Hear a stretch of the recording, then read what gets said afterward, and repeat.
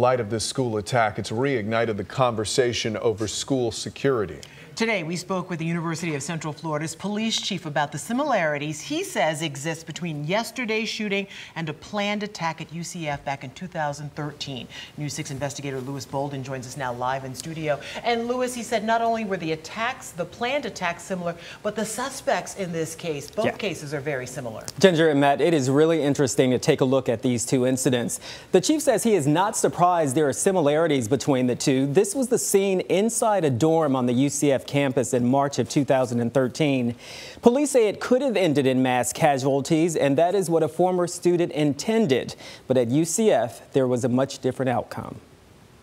Every time one of those happens, I relive March 18, 2013. UCF Police Chief Richard Berry says his heart goes out to the staff and students at Marjory Stoneman Douglas High School. And he immediately thought back to 2013, when James Sivakumaran planned an attack at UCF, but was thwarted by police before it could happen. What we find in almost all active shooters is they tend to study other active shooter events.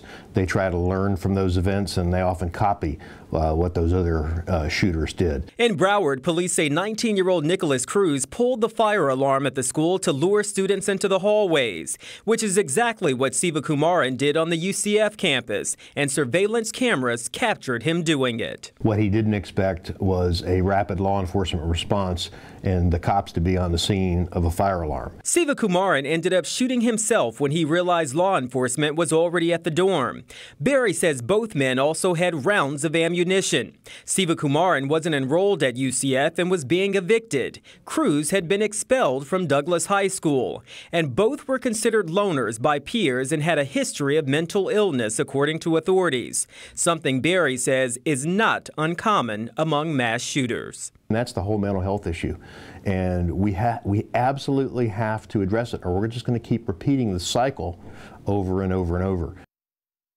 Berry says many changes took place after that incident in 2013, including dealing with mental health issues.